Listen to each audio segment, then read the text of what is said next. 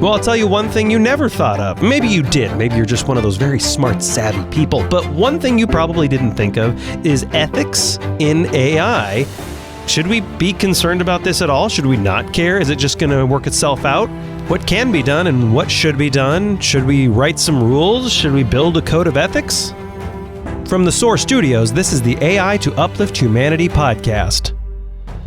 I'm Justin Brady, and today I'm joined by John Havens. He's the author of Artificial Intelligence, and of course the Sustainability Practice Lead at the IEEE Standards Association. John, thank you for coming on the show. I appreciate it.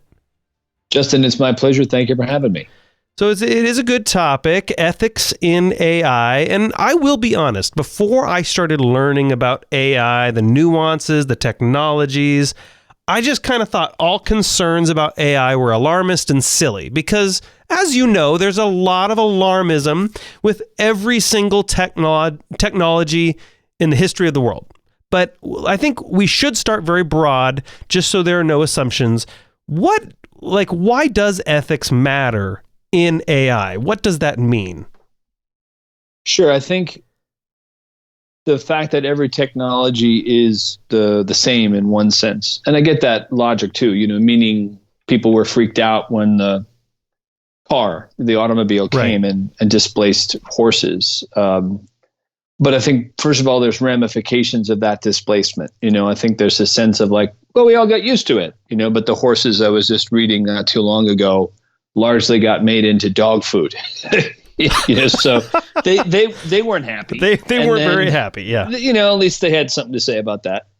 The thing about artificial intelligence is, besides sort of the confusing kind of media narrative, where oftentimes it's like one or the other. AI is either the world's savior and actually embodied as a sentient being, or it's the most dystopian thing ever. We're really, where I work at IEEE, I'm not speaking for IEEE. It's the world's largest technological association, but I work there and helped lead their biggest AI ethics program.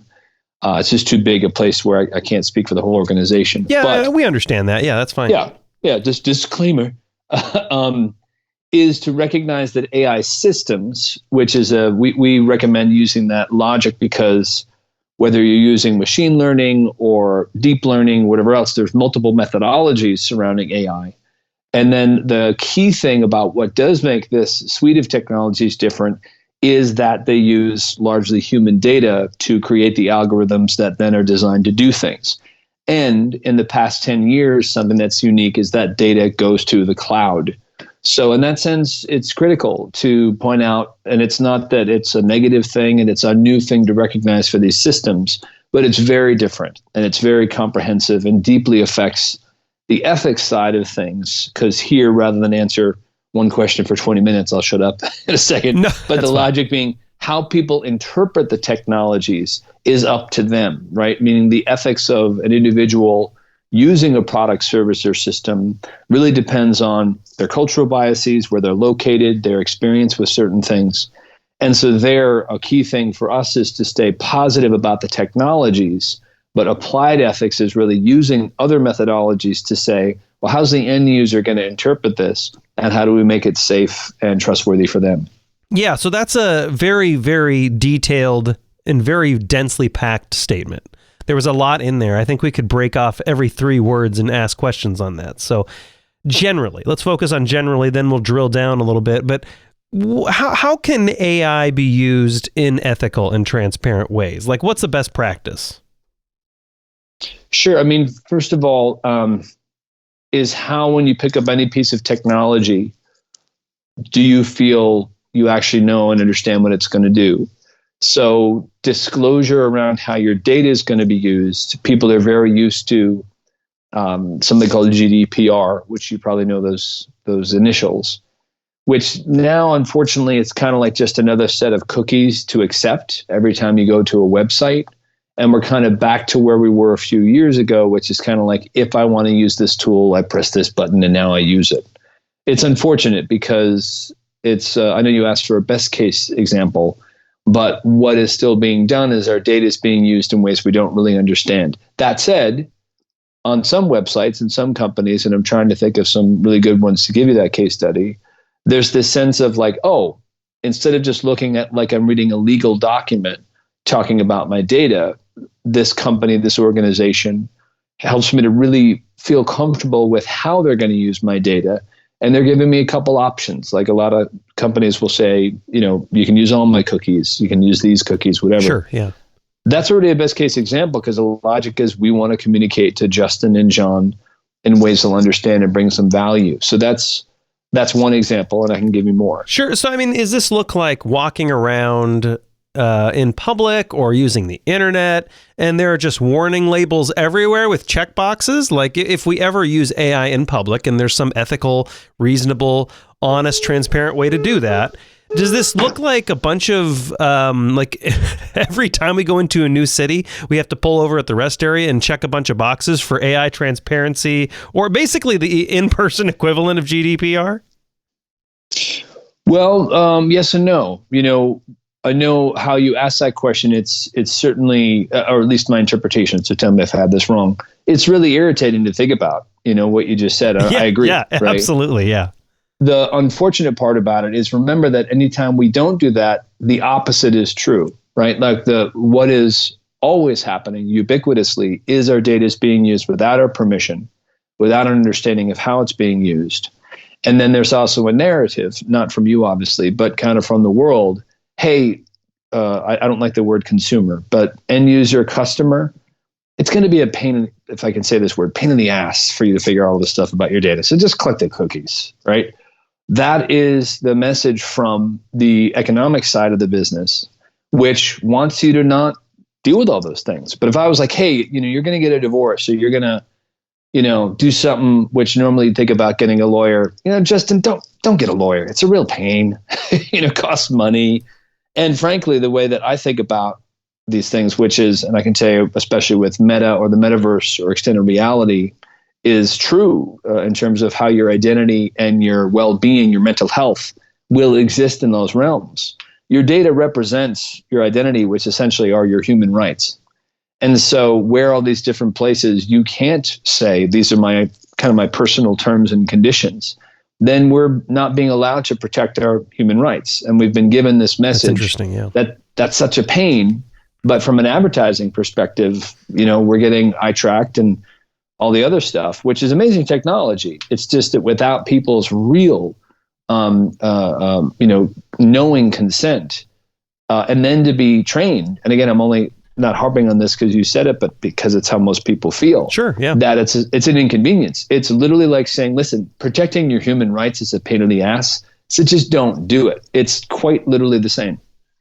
Sure. Okay. So is it more when you say ethics in AI, or when you argue for ethics in AI, or when we collectively as tech creators, startup creators, public people who are publicly interested, is it a matter of any use of AI, the user should know the guardrails? Is that like too sweeping of a statement, or is that pretty much accurate? Like, is that a good AI code of ethics? No, but I think it's like saying, should people have known that they should wear seatbelts in cars before seatbelts came around? When the seatbelts apparently were first introduced, I have to double check this, or correct me if I'm wrong if you double check it. But I believe the ACLU in the States, the American Civil Liberties Union, got upset about seatbelts. Don't trap people into whatever. Sure. Again, if I have that wrong, the logic is, I get it. Something new happens. You're used to the existing way, and there's this sense of irritation or whatever else. I equate it to the thing I usually bring up is medical data. Like in the States, there's, how many forms do we all fill in to get insurance, if we even have insurance? And then when you go to a doctor's office, you spend 10 minutes filling out forms, and that's fine. But well, I would argue that's not fine. It drives me crazy. I agree. How many times do I have to fill in my name? Well, exactly. And there's companies, one that I forget the name of the company, but they had a service called Filit. It was, I think, FILIT. But the logic of you pre-fill all this information into an app that's highly encrypted, and then you can just press a button to match, to share that data. But the thing is, in many circumstances, I still fax if that word is even known to your audience anymore, my Yeah. medical records. And the thing about that means it's not just ludicrous from a technology standpoint. It's people need to recognize that the second any of us say like, oh, it's really hard to do that portability of data, it's not by chance. It is by design. And the thing that doesn't make sense. Sure, that's a good point. Is where you can get access to your medical data. It literally can save the lives of you and your loved ones. Because if you have, if someone unfortunately has cancer, instead of carrying around physical paper binders where you're kind of leafing through stuff and trying to figure it out, all the amazing technology that's out there can organize that. And then you should have legally, as a human right, at least portability of your data. Portability means I go home and I type in stuff from the fax into a Word document and then put it into it. That's all it means. Right. But it's so hard. And the narrative, it is so hard. It's untrue. It's misleading obfuscation. And I worked for a company years ago before I was at IEEE, wonderful company called Glimpse, Glimpse. They did exactly that. They asked people give permission, like double encrypted, to take the various streams of data, XML from one hospital, whatever data, Excel spreadsheet from another, put it into the app, made a common taxonomy so that you and I could just go, here's my heart data. And then when you go to the doctor, you can email, text whatever you want, just what you want to share. Right now, this one I'm talking about is empowerment, health, keeping people you love alive. And then when you donate data, because a lot of times you'll hear donate your data, which is great, except if you're not controlling how you donate it. Right. Usually what it's it not means a donation. Well, here you go, dig the scalpel even deeper and get that much more of my data to the marrow. Anyway, that company Glimpse was acquired by Apple. So from a business standpoint and a technology usability standpoint, we have got to move into the era of recognizing, by the way, IEEE is a standard focused on giving every human, it's very aspirational, their own algorithmic level set of terms and conditions.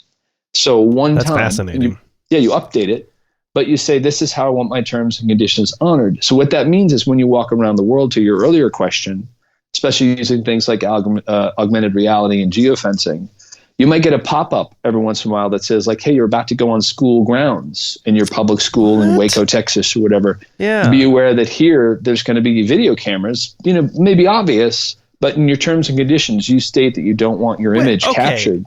Right. That's fascinating. So how are people managing that? Like, is it just your phone has apps and the app is aware of any potential intrusions into your privacy, or Bluetooth low energy, like, what do they call them? Little fields or barriers. Is it basically constantly keeping itself aware in light of or using your own terms and conditions as a guide? Is this basically what's going on? That's the goal. That's crazy. It's the goal. What's unfortunate is all of us having our data accessed is like 10, 15, 20 years done, meaning the ability to get all that data, whether it's facial recognition, if you're an employee, a lot of times there's finger tapping level recognition that can measure stress by how hard you type, let alone the words that you type. Wow. Eye tracking when you watch TV. The $1 trillion advertising industry, which again, I have friends in the advertising industry, not putting it down, all that technology simply being used to give into individuals so that the terms and conditions thing would be automatic. You sit down and, like right now, like we all are through the COVID era of the pandemic, we're very used to watching Netflix or whatever it is, and immediately in the upper left-hand corner, the mature audiences only, general audience. That same logic could be, because our phones are always within feet of us, right? Or it could be on your TV. This show uses eye tracking technology to see what ads you might like. Unbelievable. Yeah, and it's just communication, but it's this sense that it's not available, where like geofencing is a pretty simple technology, where it's just like, when your dog, you don't want him to leave the yard. So you put up, it's a little different because you're lightly shocking. I don't advocate that, by the way, but the point being that you go within a school realm and it's an invisible barrier, but and for instance, that's a tool that's used by certain police precincts for child molesters on child molester lists. It's pretty simple. Well, and so what you're like kind of alluding to, or what I think of is, I mean, you can still see this in certain areas, but like video surveillance in use. You see those signs up. It's basically like if you come onto this property, you're going to be recorded. But we're moving into an era where people don't necessarily have to alert you. But something like what you're discussing, this could easily be like an open source thing where multiple organizations are contributing the data to it. And it's almost like, for lack of a better example, like almost a public... didn't you call it a personal terms and conditions? It's kind of like that idea with like Waze, like a community sourced, even though, if you're going to go on acme.com, like Acme retailer, generic company, America big box store, right? You're going to go shopping for something, right? And you step onto their property and they don't actually care about your privacy and they're going to record you anyway. You'd have the community that marks the geofence and says, hold up, we know they don't say anything, but our organizations have identified this as a place that's tracking you. Is this kind of what you're talking about? Like this is how the app could be built. This is how the community could be managed. Yeah, I think there's, back in the day, it was like wikis and what have you, open source. Now DAOs are becoming a thing. But one thing I should say is be aware signs that say you're being surveilled are utterly redundant. It's like we are all being surveilled all the time. It makes no difference if someone's, it might be easier to track a person if they're on, Instagram and Facebook and TikTok and whatever else. But it's, especially in the States and places like the UK, it is ludicrous to have anyone think, well, I'm actually protected. I'm not on the grid, or, I'm off. The answer is you're absolutely on the grid, unless, you take such precautions and use burner phones and all that stuff. So one thing is just to recognize there's countries like Estonia, Finland, who, especially Estonia, and I know the son of the guy that created the digital systems over there, it's this remarkably crazy idea of like giving citizens a sense of transparency and awareness, which builds trust with citizens.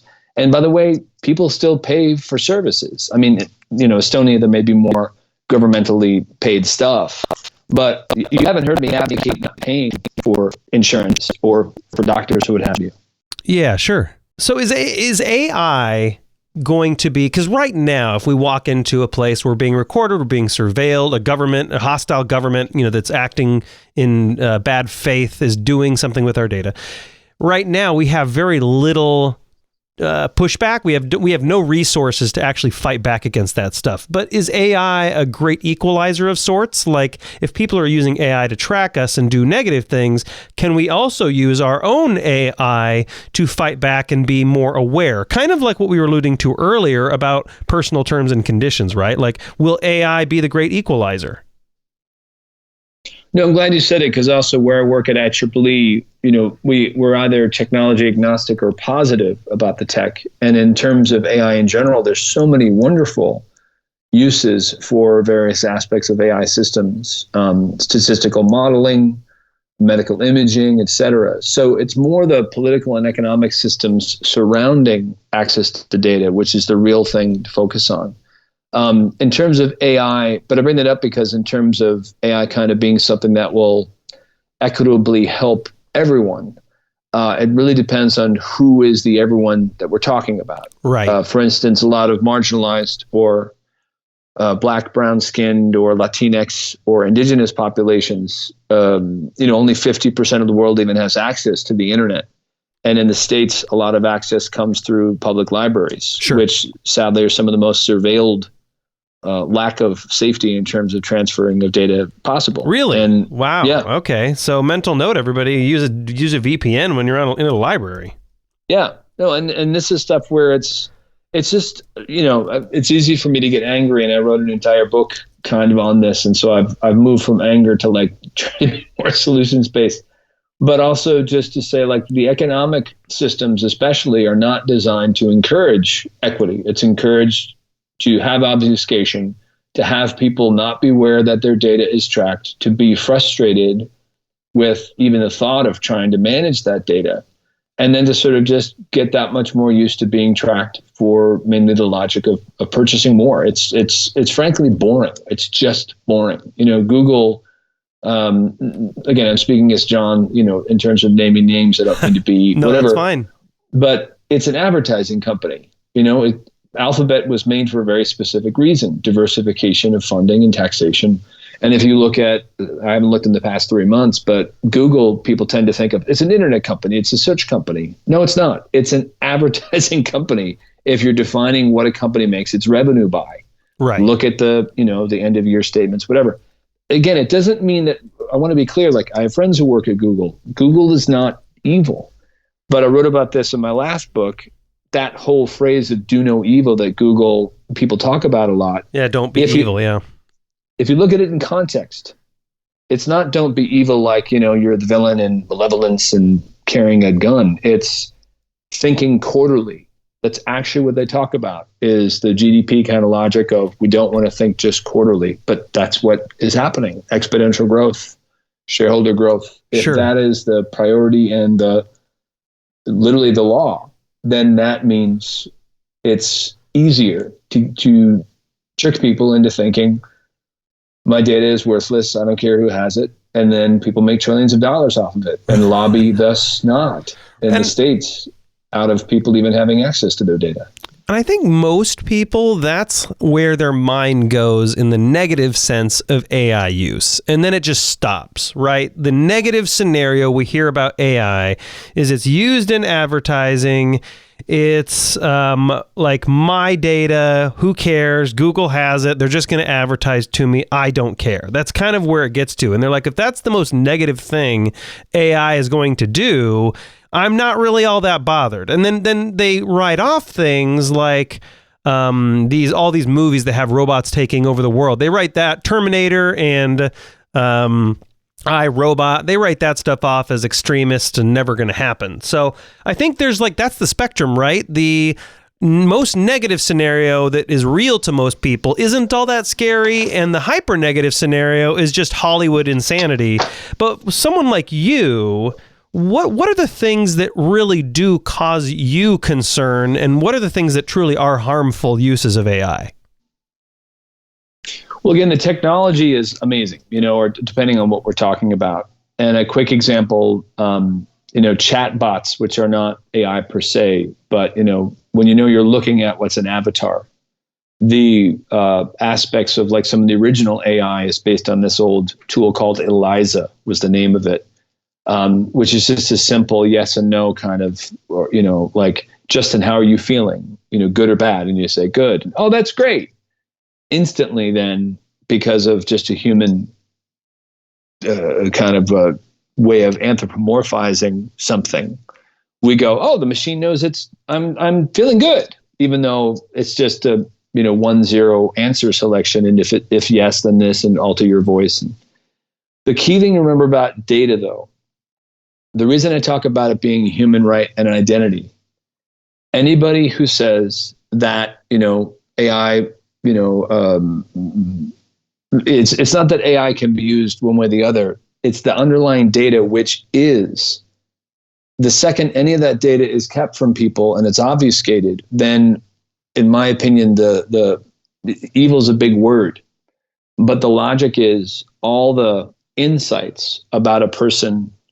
And like my latest book, it's called Artificial Intelligence, Embracing Our Humanity to Maximize Machines. And the kind of big question I ask in the book is, how will machines know what we value if we don't know ourselves?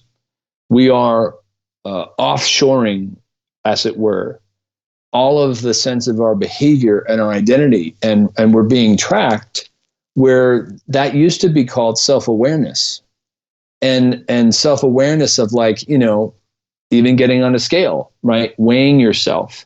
It's not fun sometimes to know your weight, but it's a tool to change it. And right. Insert joke. Yeah, go ahead. Well, it's a tool. Right. And my previous book, Hacking Happiness, I did a lot of work on quantifying self, and people will be like, oh, these people measure themselves 50 ways from Sunday and how much sleep and how much sex and whatever else. But newsflash, the advertising world does 1,000 times more tracking of us than whatever. And all those precious insights, where, by the way, those insights, companies should be paid for. Why not? Those are really fascinating things about us.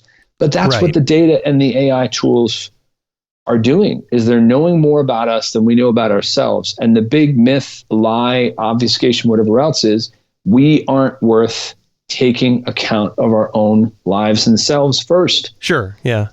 So, but what is that one thing that like kind of scares you a little bit about AI future use? Is there one thing you're like, oh man, if that happens, I'm just not leaving my house? In one sense, we're kind of there. Really? You think we're there? This conversation is a good example. Yeah. I mean, if people aren't more keenly aware of the opportunity to get to know themselves without technology, nothing wrong with technology, right, in and of itself. But again, if there's this logic of like, well, I guess I'm being tracked. And by the way, I don't want to be too extreme in one sense. People are still trying to understand themselves. They're trying to understand their loved ones. They're trying to go on dates and whatever else. But there's such a massive amount of information available, where information, you've probably seen that triangle. Information is not knowledge. Knowledge is not wisdom, right? It's an upward building thing. Life experience that can be aided by technology leads to these things. But the reason I say this is such a big deal is, yes, and I should say, a machine pointing a gun in my face that looks like Schwarzenegger, that's a fear, but not really, because I'd just be dead. The bigger one is that within 5, 10, 15 years, the sort of casual, not at all on the other end, it's completely orchestrated. But humans thinking in general, like, whatever, I get tracked, that's no big deal. It is a matrix level sort of obfuscation, where being kept from our data is literally being kept from our identity. It's literally being kept from our values. Okay. We are being kept from our choices. Got it. So you're almost saying the biggest thing that scares you, and the thing that we're experiencing right now, is that people are essentially losing their digital self. They don't have ownership over themselves, and they don't care. This is kind of your big fear. Yeah, except I'm going to remove the word digital, right? Meaning no one understands the that depths makes sense. To which they're tracked. So we have this feeling that when I close my computer or when I turn off the phone, okay, John is on his own. Now, I don't want to be wildly arrogant and be like, everyone wants to know what John's doing, right? But in terms of what I'll buy, when the system, and I mentioned I don't like the word consumer because it defines my worth as only having value when I purchase. Versus, I want to end on a positive note. In both books, what I talked about is what would the world look like if all these technologies existed in exactly the same way, but instead of manipulation to purchase, it was nudges or pre-approved nudges or supportive tools towards purpose. And by purpose, I mean things like the science of positive psychology, which I wrote about in both books. Having connection with other humans, which we certainly know about in the pandemic, is utterly essential to all humans flourishing. And flourishing is long-term, what's called eudaimonic happiness versus momentary. And that means you might get a text instead of saying, hey, the new book you wanted on Amazon is available, which is fine. Nothing wrong with short-term dopamine hits in isolation. It's the same as ice cream, right? But is to say, you haven't gone outside for a couple of days, John or Justin. You haven't interacted with another person, which we know because we haven't heard someone else's voice being registered on your microphone in your phone. Are you doing okay? Now, if that sounds freaky or weird, remember that that's exactly what's been happening for the past 5 or 7 or 10 years on Facebook and any kind of pop-up ad. And, however, if the logic was, depression and isolation has increased so much in the past couple of years, suicide, et cetera. True, yeah. Metrics from the World Health Organization, tools from Gallup could easily, and there's a lot of companies doing that type of work. I'm on the advisory board, so that's disclosure, paid advisory eventually, I guess, if things go well, with a company called Evermore, EVRMORE, which is this beautiful tool to support young people, like teens and younger people, with these visual-based avatars where the data that you share, which is explicitly noted and protected and all that stuff, is about supporting your sense of self. That type of data, when you then wanted to share it with certain brands, think of how much more valuable that would be. And I worked in PR and know the advertising, like CPM rates, the money it costs to try to attract someone is ludicrously high versus if you had these terms and conditions and then said, I want offers. And there's a book by Doc Searles, the title will come to me. It's reversing the whole kind of mindset where it's essentially like as a human saying, these are my tastes and preferences. And brands come to you, then you already know. Right. Handshake. Well, we can obviously get that book title later. We'll get it on the show notes page at soar.com/podcast for sure. But no, I appreciate your time. It's very fascinating, and I am also appreciative of ending on the positive note. That's, one of the whole purposes of the AI to Uplift Humanity podcast, because it's a bunch of people on this show that agree that AI is only going to be what we make it, right? If we push it the right direction, it will be good. It's not good or bad in and of itself, but it sure as heck will be used for good or bad if we step back and don't talk about this stuff. So I appreciate you giving me and the listeners some time today. John Havens, author of Artificial Intelligence and, of course, the Sustainability Practice Lead at the IEEE Standards Association. John, if people want to reach out to you, they want to connect to you, and they want to buy Artificial Intelligence, what's the easiest way to do that? Well, first of all, I would be thrilled if they do. They can find it on Amazon, Barnes & Noble, any place online. They can search under my last name or the title. I'm on Twitter. I've been on, it's like number 600 person that joined back at South by Southwest in the day. So it's at John C. Havens.